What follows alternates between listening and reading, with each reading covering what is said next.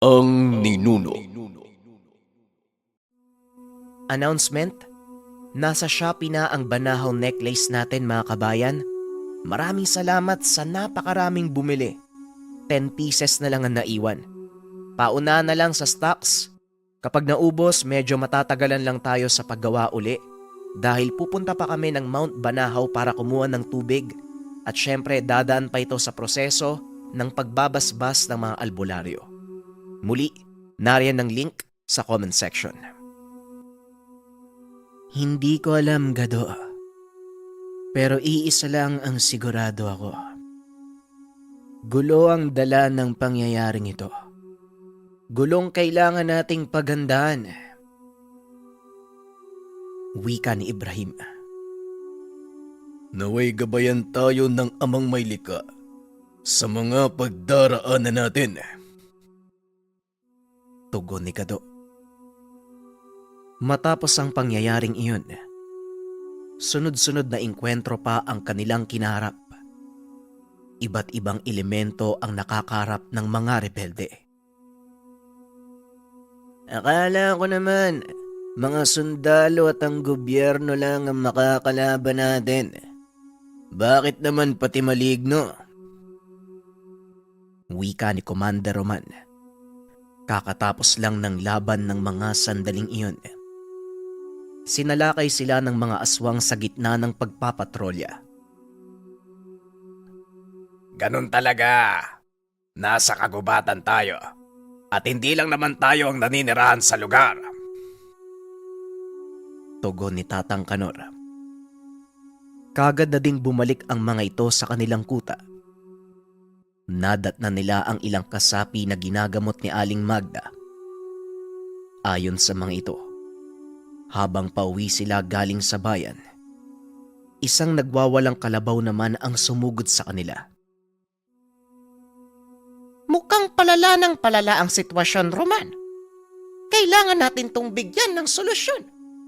Kung hindi marami ang mapapahamak at ang malala pa, baka makarating sa kabayanan ng kaguluhan. Wika ni Aling Magda. Nakikinig lang si Gado at Ibrahim ng mga sandaling iyon. Iisa lang ang nasa isip ng magkaibigan. Mukhang tayong dalawa ang dapat lumutas ng bagay na to. Ano sa tingin mo, Ibrahim?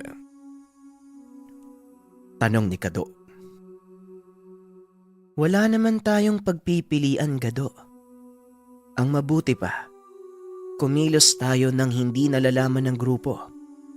Dahil sa oras na makarating ito sa kaalaman nila, lalo na si Commander Roman, siguradong hindi sila papayag.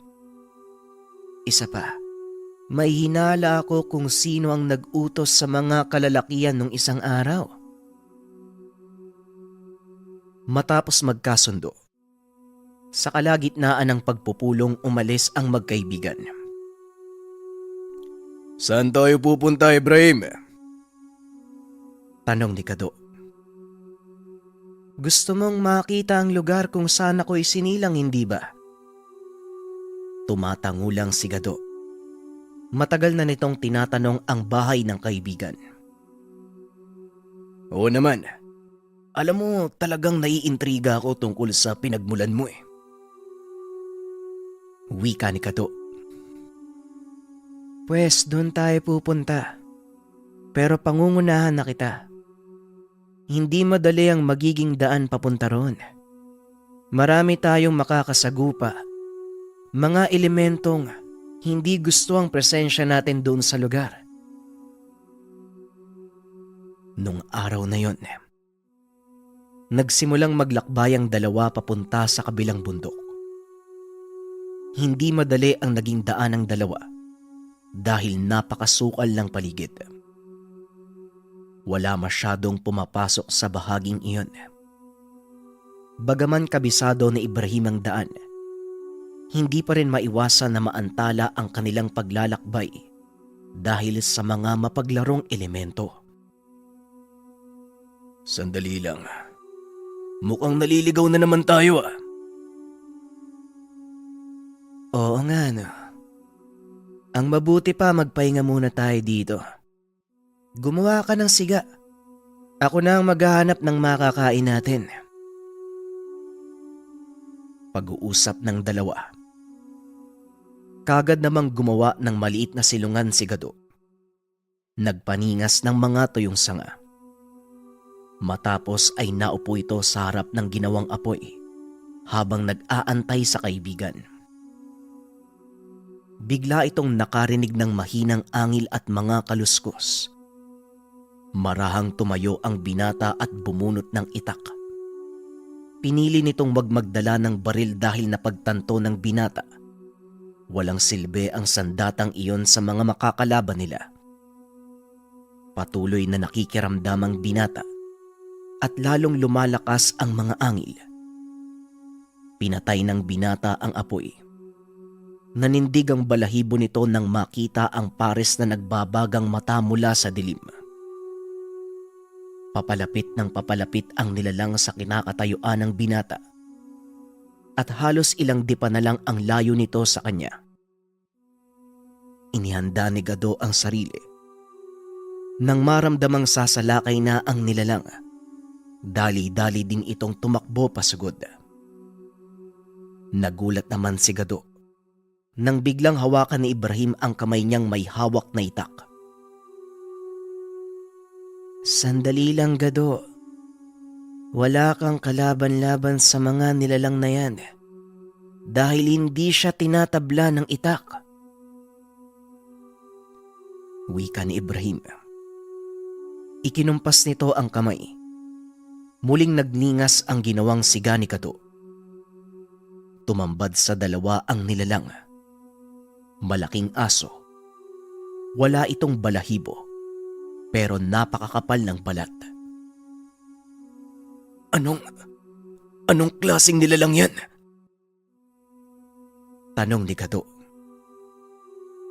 Awok ang tawag sa nilalang na yan. Isang uri ng aswang na may kakayahang magbago ng anyo. Paminsan malaking itim na baboy o hindi kaya naman baboy ramo.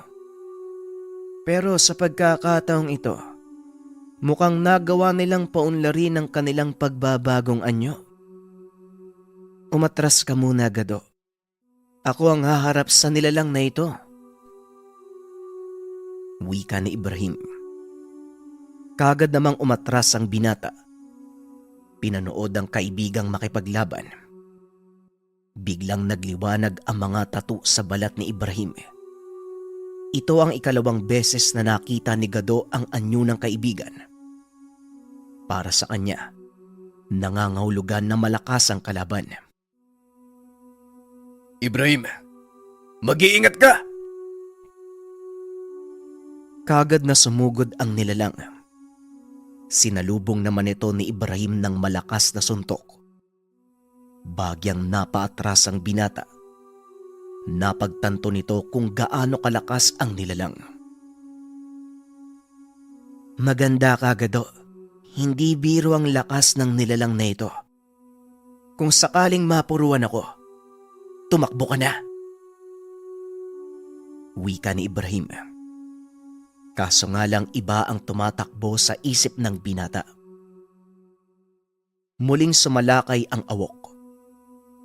Sa pagkakataong ito, pinili ni Ibrahim na umiwas. Tumama sa malaking bato ang nilalang. Nanlaki mga mata ng binata dahil nawasak ang bato. Mabaging langit. Sigurado ka bang kakayanin mo yan, Ibrahim? Tanong ni Gado. Oo, Gado. Huwag ka nang... Hindi na natapos pa ni Ibrahim ang sasabihin dahil kagad itong sinugod ng kalaban. Malaking sugat ang natamo sa dibdib. Napaluhod si Ibrahim. Kaya naman hindi na nagdalawang isip si Gado na sumali sa laban. Dali-daling tumakbo ang binata papunta sa kinaroroonan ng nilalang. Inundayan ito ng sunod-sunod na taga. Bagaman hindi tumatalab ang talim ng itak, nagagawa naman itong patrasin ng nilalang. Kunin mo ang pagkakataong ito para mapagaling ang sugat mo, Ibrahim. Wika ni Gado. Pinagmamasdan ng binata ang kaibigan. Nakita nito ang malaking pagbabago sa kilos ni Gado.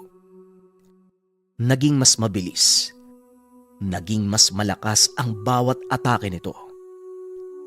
Idagdag mo pa ang kahusayan sa pakikipaglaban gamit ang itak. Halos hindi makagante ang nilalang. Tumagal ng ilang minuto ang pakikipaglaban ng binata hanggang sa tuluyang gumaling ang sugat ni Ibrahim. Kaagad siyang sumugod upang tulungan si Gado. Laking gulat ng binata dahil ibang anyo na naman ang pinakita ni Ibrahim. Sa pagkakataong iyon, purong puti na ang balat ng binata, maging ang buhok nito. Ramdam na din ni Gado ang napakalakas na puwersa ng kaibigan. Sa tuwing lalapit ito sa kalaban, napapansin ni Gado na umaatras ang awok. Pagharap ni Ibrahim sa kanya, nagulat ito dahil maging ang mukha ng kaibigan napuno na din ng nagbabagang mga tattoo. Maraming beses nang nakita ni Gado na makipaglaban si Ibrahim. Kaso nga lang ito ang unang pagkakataon na makita niya ang ganitong anyo. Tuloy-tuloy ang pakikipaglaban ng binatang gabunan. At habang tumatagal, lalo itong bumibilis. Unti-unti na ring nangihina ang awok. Nang makakita ng pagkakataon, kaagad sumugod si Gado. Kumuha ito ng malaking sanga ng kahoy at hinampas sa ulo ng nilalang, dahilan para masubsob ito sa lupa. Dali-dali namang pinasigundahan ni Ibrahim ng malakas sa suntok habang papatayo ito. Puntiryahin mo ang ibabang parte ng leeg ng awok. Manipis ang balat niya sa bahaging iyon. Wika ni Ibrahim. Nang tuluyang makalayo ang nilalang, sabay sumugod ang dalawa. Naunang tumalon pa itaas si Ibrahim. Samantalang si Gado naman ay dumulas sa lupa. Itinutok nito ang itak pa itaas. Nang tumapat ang binata sa ilalim ng leeg ng nilalang, kagad niya itong itinarak. Natigilan ang nilalang at unti-unting bumagsak. Inantay ng dalawa ang susunod na mangyayari. Kaso nga lang hindi na nakagalaw ang awok. Nagawa mo, Gado. Nakapatay ka ng mataas na uri ng aswang. Napangiti si Gado sa sinabi ni Ibrahim. At upang masiguradong hindi na ito mabubuhay pa, pinutol ng binata ang ulo ng aswang at sinunog ang katawan. Halika na. Posibleng may mga kasamaan pa ang isang yan. Ayoko nang maabutan nila tayo dito. Dali-daling umalis ang magkaibigan sa lugar. Tama ang kanilang hinala. Dahil kung hindi nila napatay ang awok, hindi sila nakalabas sa bahaging iyon ng kagubatan. Ilang sandali pa narating nila ang tuktok ng burol. Walang mga puno sa lugar. Manipis na talahib lang ang tumutubo dito.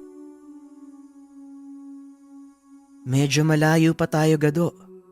Pero sigurado namang ligtas tayong makakapagpahinga sa lugar na ito. Wika ni Ibrahim. Pinili ng dalawang mamahinga sandali. Kailangan nilang makabawi ng lakas, lalo pat hindi nila alam ang susunod na magaganap. Nakaiga sa damuhan si Gado. Habang nakatitig sa kalagitnaan, mapayapa ang gabing ito. Malinaw ang kalangitan. Tanging liwanag ng bilog na buwan ang nagsisilbing ilaw sa paligid.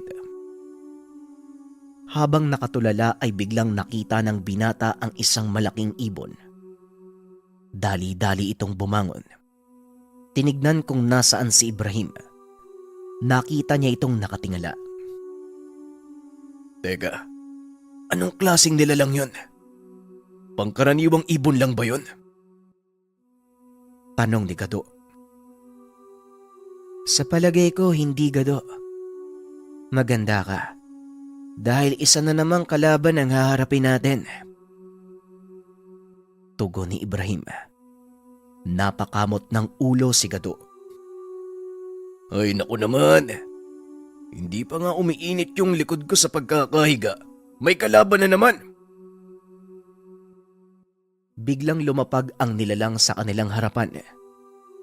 Laking gulat ni Gado dahil naging babae ito. Mandurugo. Kaibigan, huwag kang magpapadala sa panlabas na anyo ng nilalang.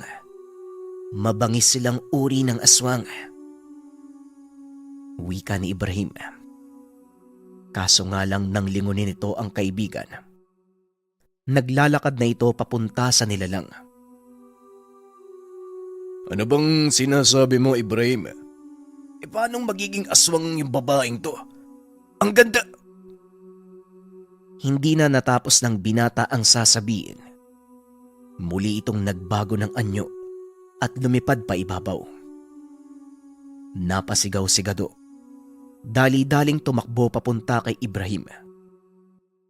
Ibrahim! Takbo! May aswang!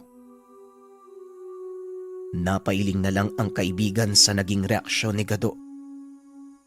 Dali-daling tumakbo ang dalawa papunta sa malaking puno. Lalampas pa sana si Gado, ngunit hinila ito pabalik ni Ibrahim. Sumandal ka sa puno. Nang sa ganon, hindi ka madagit ng halimaw na yan. Wika ni Ibrahim. Nagpaikot-ikot ang nilalang sa himpapawid na tila naghahanap ng paraan para madagit ang dalawang binata. Hindi tayo pwedeng magtagal sa ganitong sitwasyon. Masyadong mahaba ang oras bago mag-umaga, Ibrahim. Kailangan nating gumawa ng paraan para makalis dito. Wika ni Gado. Matagal nag-isip ang dalawa hanggang sa magkasundo sila sa iisang plano. Isa sa atin ang magiging pain. At sa oras na bumaba ang nilalang, isa ang sasalakay. Wika ng binata. Sabay tulak kay Gado. Walang iya ka talaga. Ibrahim! Bakit ako? Ay! Hindi na nito natuloy ang sasabihin. Nakita ng binata ang mandurugong bumubulusok pa ibaba. Dali-daling bumunot ng itak si Gado. At nang papalapit na ito sa kanya, pikit mata niya itong tinaga. Ngunit naramdaman itong wala siyang tinamaan. Pagdilat ng laki ang mga mata dahil sakal-sakal na ni Ibrahim ang napakalaking ibon na may ulo ng isang babae. Gado, bilisan mo. Saksakin mo sa dibdib. Hindi na nagdalawang isip ang binata. Kagad nitong itinarak ang itak sa dibdib ng nilalang. Napayaw ang mandurugo. Mabilis itong hinagis ni Ibrahim palayo. Nang makitang buhay pa ito, dali-daling tumakbo si Gado at pinutulan ito ng ulo. Ay, maraming salamat. Halika na, Ibrahim. Umalis na tayo dito. Wika ng binata. Habang tinatago ang itak sa lalagyan. Ngunit nakatulala lang sa kanya si Ibrahim na tila may kung anong nakikita sa likuran ng kaibigan. Unti-unting lumingon si Gado. Hindi ito makagalaw nang makita ang isa pang malaking ibon. Nakabuka ang pakpak. Gado, umilag ka! Wika ni Ibrahim. Huli na ang lahat. Naabot na siya ng nilalang at tinangay pa itaas. Nagpupumigla si Gado habang patuloy na lumilipad ang nilalang na tumangay sa kanya. Pilit niyang iniitak ang paa ng nilalang upang sugatan. Hanggang sa tuluyan niyang maitarak ang talim sa bandang hita ng malaking ibon. Nabitawan siya nito. Sumigaw si Gado habang bumabagsak. Mabuti na lang.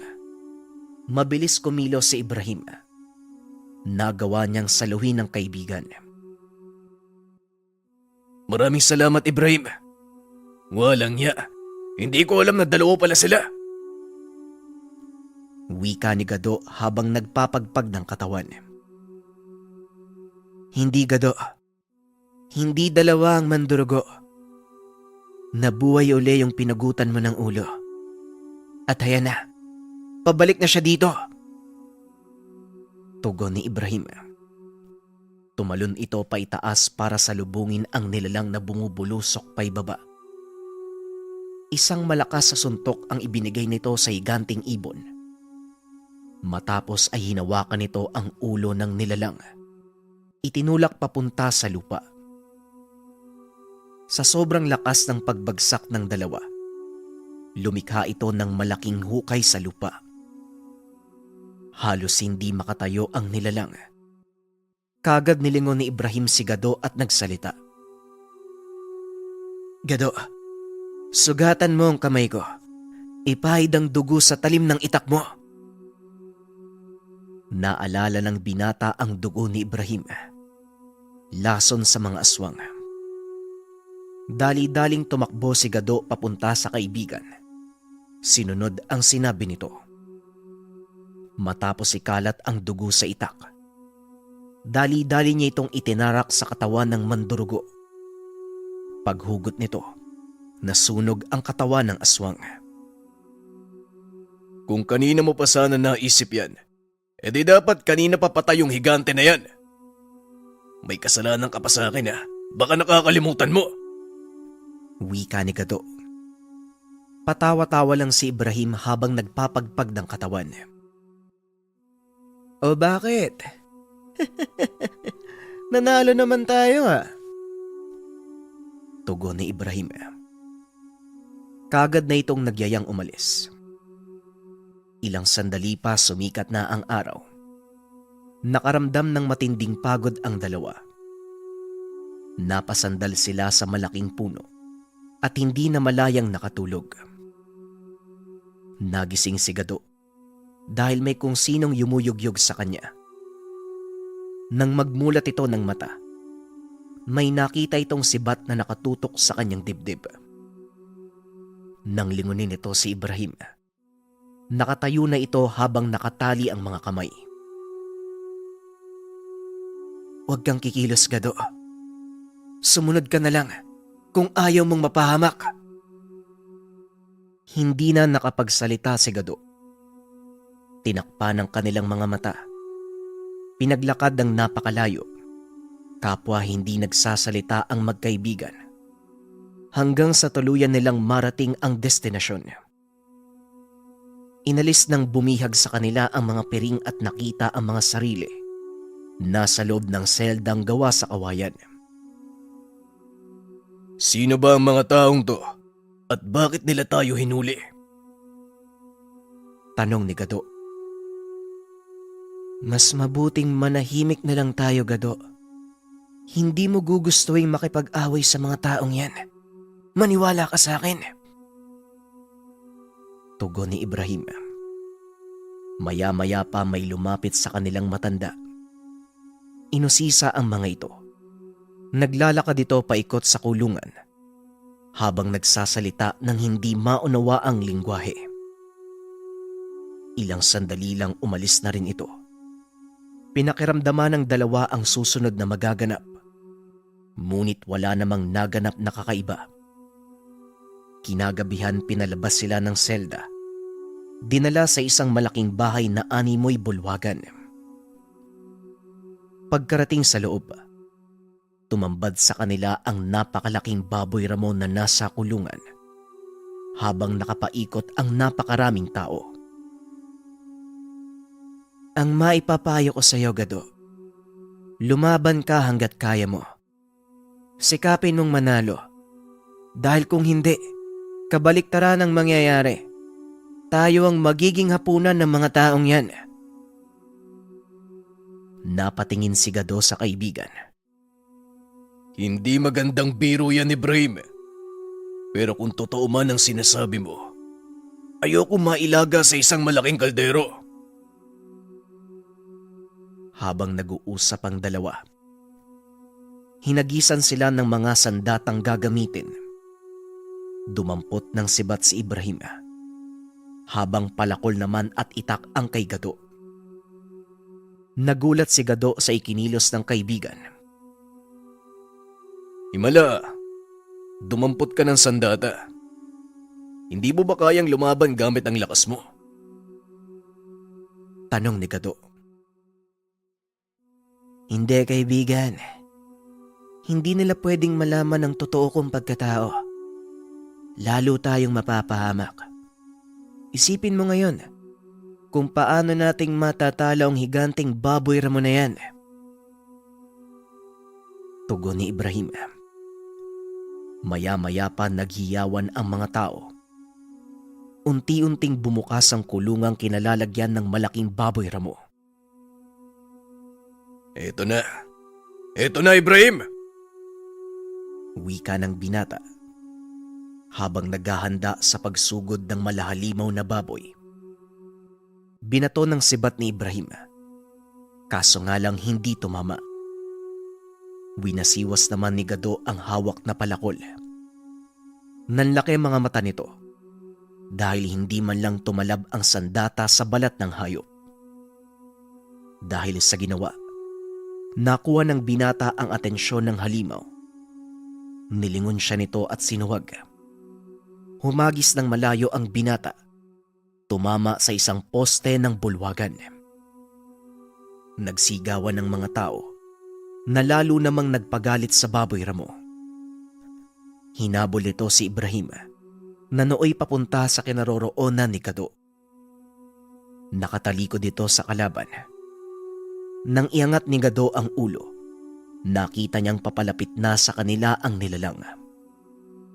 Labis namang kinagulat ng binata ang sumunod na ginawa ng kaibigan.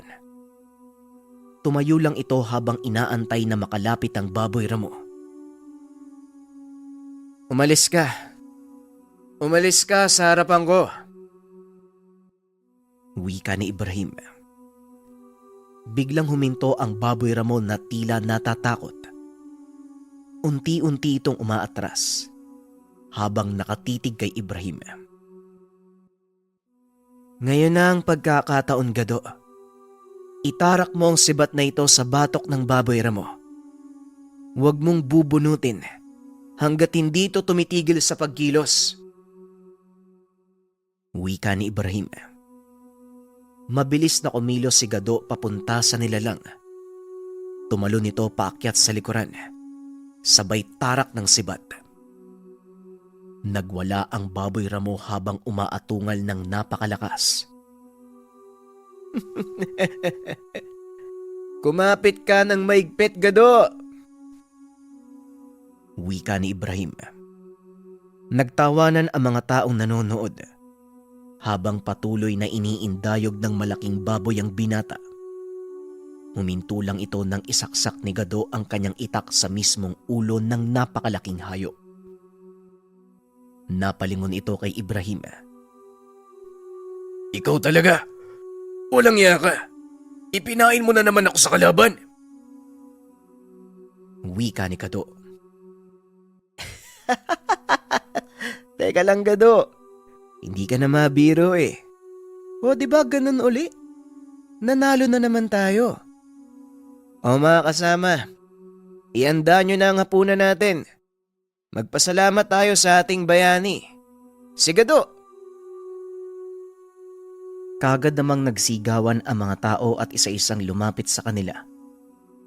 Ang ilan ay kinuha pa ang malaking baboy. Ang ilan naman ay pinuri si Gado. Ibrahim, anong ibig sabihin nito? Simula umpisa, kasabwat mo na ang mga tao dito. Sira ulo ka talaga. Alam mo bang hanggang batok ang kaba ko? Walang tigil sa kakatawa si Ibrahim. Imbis na magalit, sumama na siya sa tawanan. Pasensya ka na, kaibigan, kung napaglaruan kita. Ang totoo, habang naglalakbay tayo papunta dito, nagpadala ako ng mensahe sa pangkat ng mga katutubo. At sakto namang pagdating nila, napakaimbing ng tulog mo. Naisipan kong paglaruan ka at subukin ang tiwala mo sa akin. Hindi lang basta kalokohan ang ginawa ko, kaibigan. Ito'y sukatan kung gaano kalaki ang paniniwala at pananalig mo sa akin. Pumasa ka, kaibigan. Binabati kita. Wika ni Ibrahim. Dito na ibinahagi ng binata ang totoong kaganapan sa kanyang buhay at kung paano niyang nakilala ang pangkat nito. Ang mga sumusunod ay batay sa kwento ni Ibrahim. Ayon sa binata, sanggol pa lang ito nang naiwan ng ina sa kagubatan. Ang pangkat ng agbuong ang siyang nakapulot sa kanya. Inaruga nila ang sanggol at hindi tinignan ang pinagmulang lahi nito. Lumaki sa ilalim ng patnubay ng mga katutubo ang binata. Hanggang sa ang panahon na mismo ang naglantad ng totoong pinagmulan niya. Ibinigay din sa kanya ang pangalang Ibrahim, na ang kahulugan ay ama ng marami. Ipinangalan ito sa kanya ng pinuno ng tribo dahil sa isang propesiya. Magiging ama siya ng isang bagong lahi at mula sa kanya magmumula ang isang malakas na angkan na magsisilbing taga-ingat ng lahat ng may buhay sa mundo. Bigla namang naputol ang usapan ng dalawa nang pumasok sa kanilang kubo ang isang bata. Manong Ibrahim, nandito ka nga. Akala ko nagbibiro lang sina Oyo Igbay. Wika ng binata na itago na lang natin sa pangalang Abong. O Abong, kumusta ka naman? Ang bilis mong lumaki ah. Tugon ni Ibrahim. Aba oo naman. Gusto ko mapantayan yung lakas mo eh. Kaya hindi ako tumigil sa pagsasanay. Teka, bakit nga pala kasama mo tong taong to? Taga-syudad ba siya? Tanong ni Abong. Hindi Abong. Kasapi siya ng rebeldeng pangkat. Siya ang tumulong sa akin nung hinabol ako ng mga kalahi ko. Gado ang pangalan niya. Pagpapakilala ni Ibrahim sa kaibigan. Ako nga pala si Gado. Ikinagagalak kitang... Wika ni Gado habang inaabot ang kamay. Tinapik ng binata ang kamay nito. Ikaw? Ikaw yung nagligtas kay Manong Ibrahim? Parang hindi naman ako naniniwala. Isang pangkaraniwang tao, ililigtas ang anak ng hari ng mga gabunan. Pangmamaliit ni Abong kay Gado. Napakamot na lang ng ulo ang binata at hindi na ito pinatulan. Ngunit ang nakakuha ng atensyon ni Gado, ang sinabi ni Abong, anak ng hari ng mga gabunan ang kaibigan. At dahil hindi na pinatulan pa ni Gado ang pangungutya ni Abong, inakala nitong doon na nagtapos ang tensyon. Nagpaalam na lalabas ng kubo ang binatang katutubo at bago ito tuluyang umalis, nilingon nito si Gado. Bukas ng gabi, may gaganaping subukan ng lakas ng mga mandirigma ng tribo. Kung talagang ikaw ang nagligtas kay Manong Ibrahim, hinahamon kitang sumali. Nanlaki mga mata ni Ibrahim sa inasal ni Abong. Ang buong akala niya ay mahinahon at ni minsan hindi ito naghamon o nagsimula ng gulo. Mukhang malaki na nga ang pinagbago mo, Abong. Pero Gado, hindi mo maaaring tanggihan ang hamon na yan. Paglapastangan sa kanila ang pagtanggi sa isang hamon. Wika ni Ibrahim. Sino naman ang nagsabi na aatrasan ko ang hamon niya? Tignan mo, ilulugar ko ang kayabangan niyang batang yan. Umiling si Ibrahim dahil sa naging tugon ng kaibigan. Walang kaalam-alamang binata sa taglay na kakayahan ng mga agbuong. Habang naghahapunan, masayang nag-usap ang lahat. Napansin naman ni Gado ang titig sa kanya ng ilang kalalakian. Karamihan sa mga ito ay mga kaibigan ni Abong. Hindi naman nagpatalo ang binata. Nakipagtitigan din ito sa mga kalalakian hanggang sa lumapit sa kanya si Abong. Nangangahulugan ba to na tinanggap mo na yung hamon ko? Tanong ni Abong. Sino bang may sabi sa'yo na hindi kita papatulan? Pasalamat ka nandun si Ibrahim. Dahil kung hindi, baka kung saan ka na dinampot.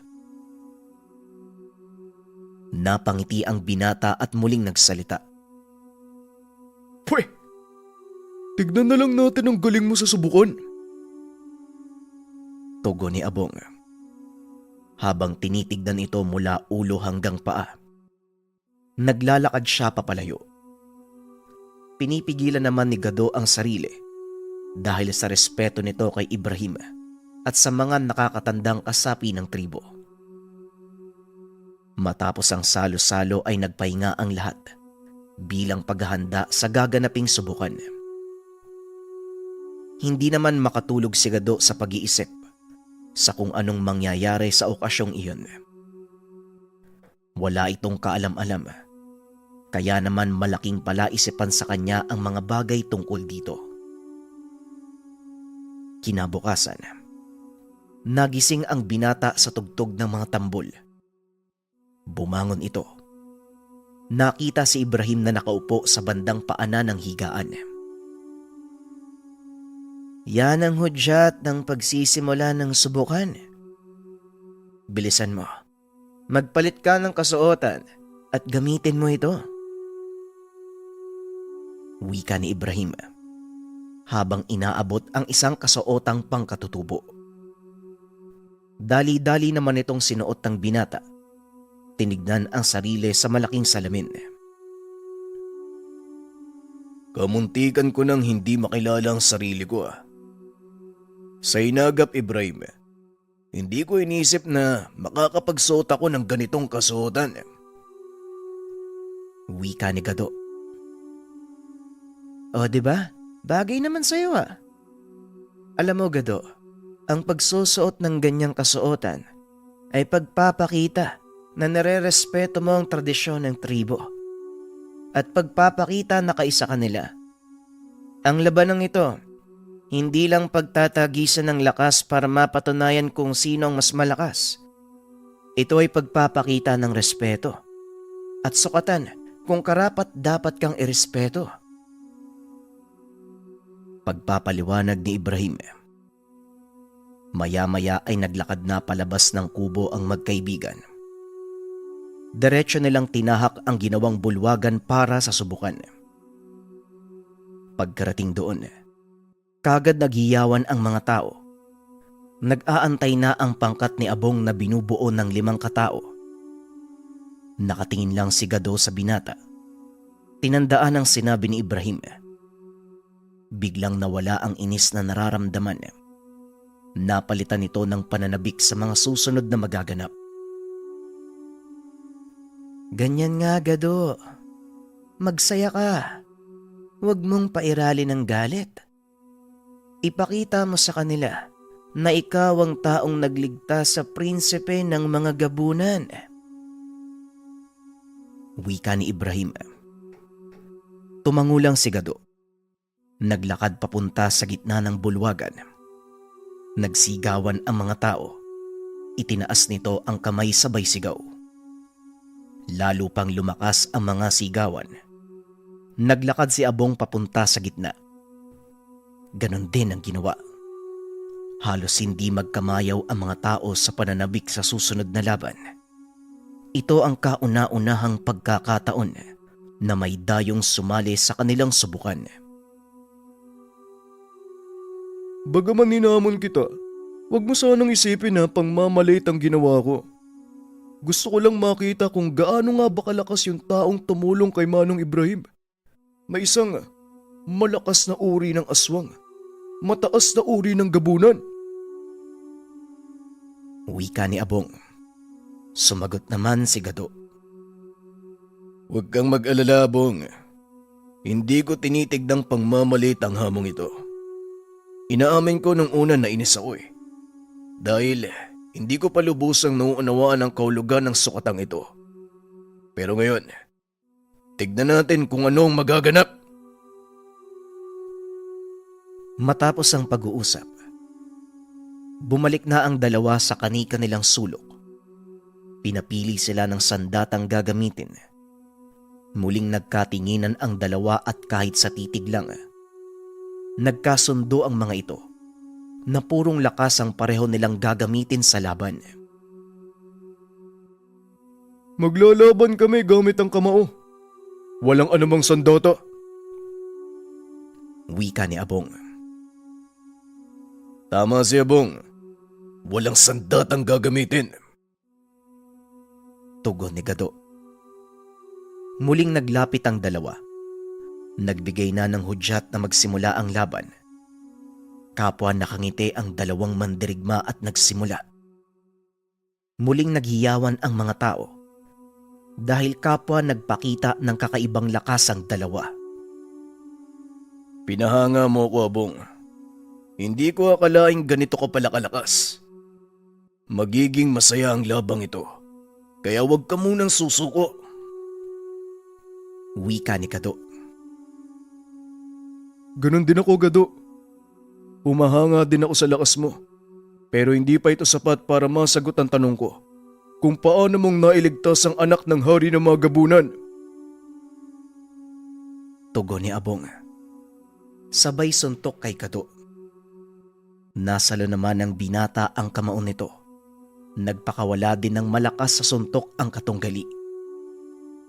Tumama sa pisngi ni Abong ang suntok ni Gado.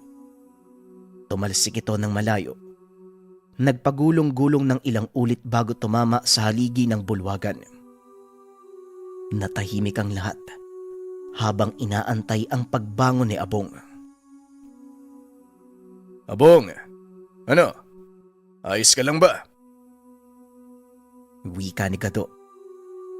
Maya-maya ay tumayo ang binata at nagpagpag ng katawan niya. Oo naman, Manong Gado. Wika ni Abong. Nagulat naman si Gado nang tawagin siya ng katunggaling Manong. Tanda ito na unti-unti niyang nakukuha ang respeto ng binata. Kung ganon, ituloy natin ang laban. Wika ni Gado. Sabay na sumugod ang dalawa. Muling nagkabanggaan ang kamao ng mga ito. Nagpatuloy ang palitan ng malalakas na atake. Halos patas ang kanilang kakayahan. At kung pagmamasdang mabuti, tuwang-tuwa ang dalawa sa kanilang ginagawa. Nagtagal ng halos 2 oras ang laban ng mga ito. Nasiyahan ng husto ang mga manonood. Hanggang sa nagpasya ang mga nakakatandang ihinto ang laban. Sapat na ang nasaksiyan naming mga nakakatanda at ng lahat ng narito.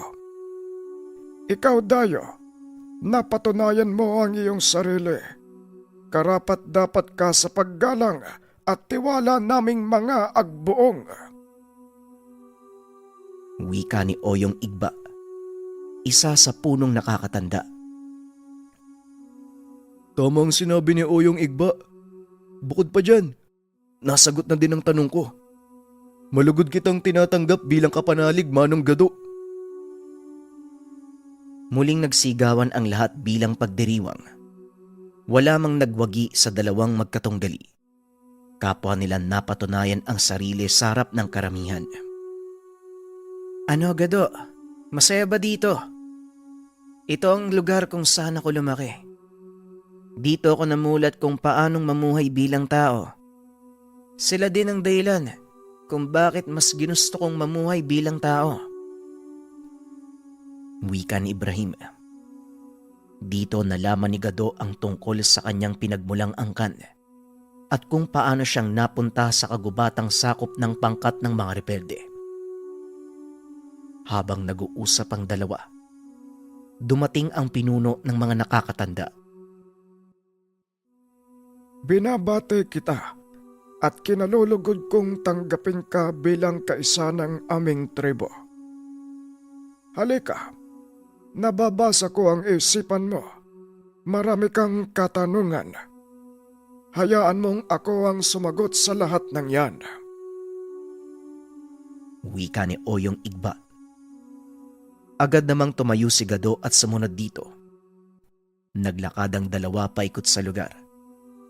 Habang ginagawa nila ito, nagkwento ang matanda. Ayon dito, siya ang nakapulot sa sanggol na si Ibrahim. Hindi nagdalawang isip si Oyong Igba na kupkupin ng binata dahil hindi pa nito alam ang pinagmulan. At dahil hindi nabiyayaan ng anak, inako nito ang responsibilidad kay Ibrahim. Lumaki ang binata sa ilalim ng kanilang kaugalian at sa paglipas ng panahon, unti-unting lumabas ang totoong katauhan ni Ibrahim. Aminado ang matandang nahirapan siyang baguhin ang pagkatao ng batang Ibrahim. Dahil ng mga panong iyon, unti-unting lumalabas ang likas na katangian nito bilang aswang. Umabot pa sa puntong kamuntikan ng sumuko si Oyong Igba. Kaso nga lang sa tulong ng kanilang babaylan, nagawa nitong baguhin ang binata. Ayon din sa matanda, kakaiba ang kulay ni Ibrahim nung una itong magbago ng anyo. Taliwas ito sa mga nakita at nakainkwentro nilang mga gabunan. Noon pa lang ako nakakita ng puting gabunan at sa tulong ng aming babaylan, nalaman din namin na kalahating diwata itong si Ibrahim. Wika ni Oyong Igba. Alam ko na po ang bahaging yan ng kwento ni Ibrahim. Ang gusto ko pong malaman, Tatang, kung paano pong tuluyang nagbago ang pagkatao ng kaibigan ko. Tugon ng binata. Dahil kay Abong, hindi mo ba napapansin ang taglay na lakas ng batang yon? Maniwala ka o hindi, ang nilabanan mo ay isang paslit. 12 taong gulang pa lang si Abong. Mula naman ito sa angkan ng mga muwa. Tao ang kanyang ina, kaya nakuha nito ang parehong anyo ng muwa at tao.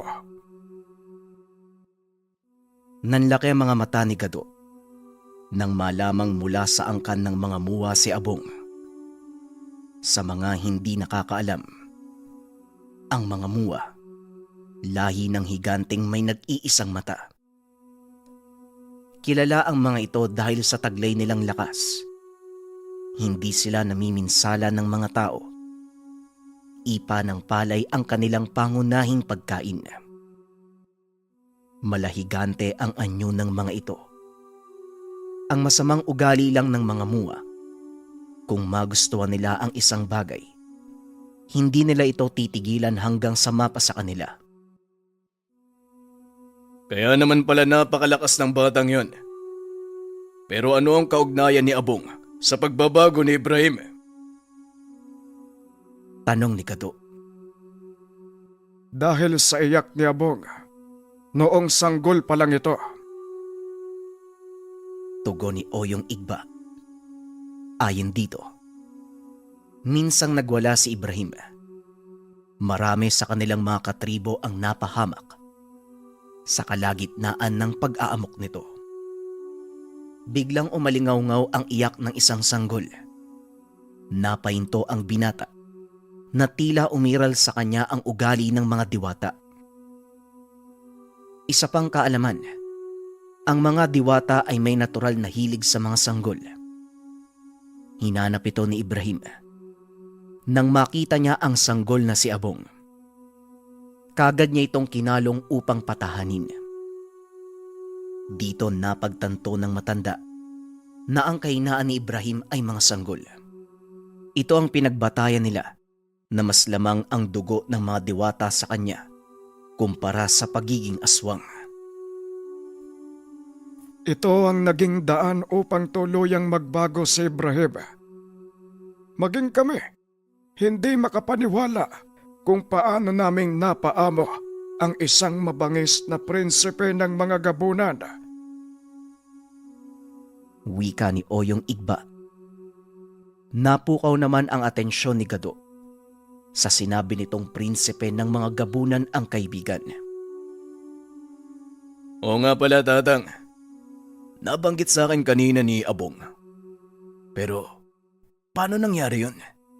Paano niyo nasabi na prinsipe siya ng mga gabunan? Tanong ni Gado. Nakita ko na ang hari ng mga gabunan, ang totoong ama ni Ibrahim. Yon ay nang natuklasan nila na nasa pangangalaga namin ng binata. Halos kapareho ng kanyang ama ang markang nakaukit sa balat ni Ibrahim. Tugon ni Oyong Igba. Dagdag pa nito, sa pilitang kinuha ng mga gabunan si Ibrahim sa pag-uutos ng kanyang amang hari. At dahil ayaw nitong mapahamak ang nakagisnang pamilya, pinili ng binatang sumama. Hanggang sa natuklasan nito ang nakakatakot na katotohanan tungkol sa dahilan kung bakit siya kinuha ng ama. Napaka-komplikado ng naging buhay ni Ibrahim. Alam mo bang, dinukot ng kanyang ama ang ina niyang diwata upang mabuo lang siya. Ito ay para magkaroon siya ng panghahawakan sa karian ng mga nilalang. Balak nilang gamitin si Ibrahim bilang susi upang makalabas-pasok sa karian ng mga diwata. Pagpapaliwanag ng matanda. Dagdag pa nito, nang malaman ni Ibrahim ang lahat ay pinili niyang tumakas, kaya hinabol siya ng ilan sa kanilang mga kalahi at dito siya natagpuan ni Gado. Nagtataka ang binata kung paanong nalaman ng matanda ang tungkol sa mga bagay na ito, pero mas pinili niyang manahimik. Ipinalagay ang sarili sa mga narinig na paliwanag.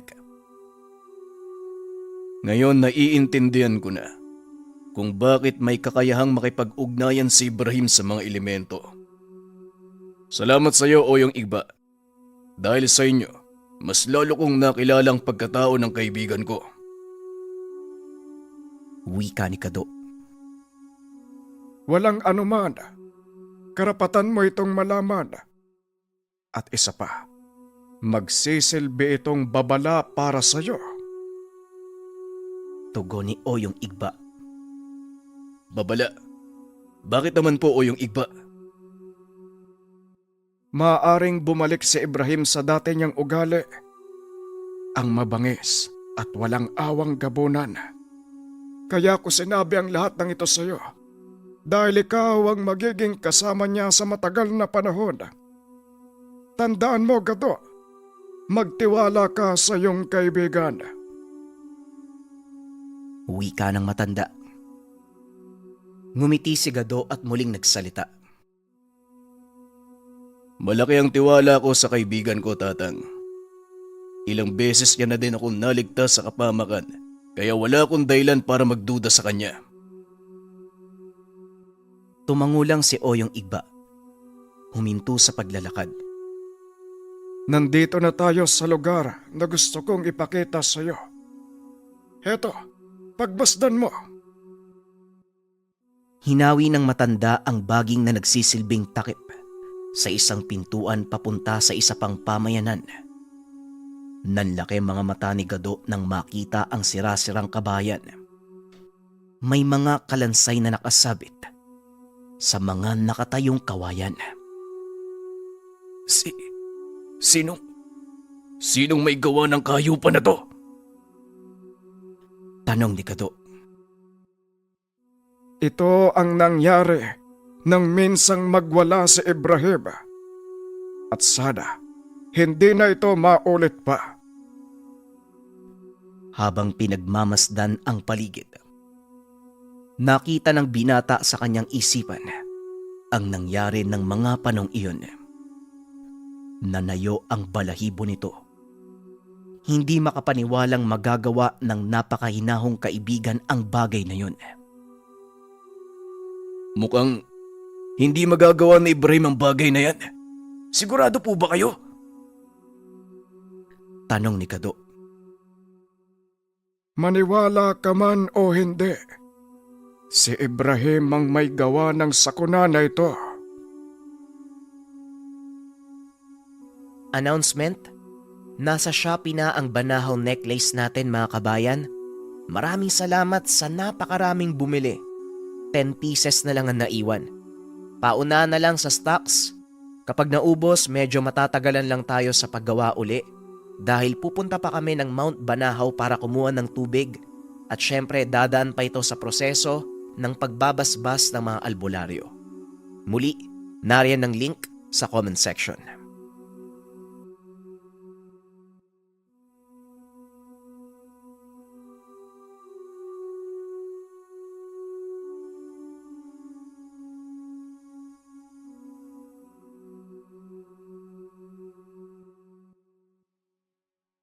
Ang ninuno. Ang ninuno. Announcement.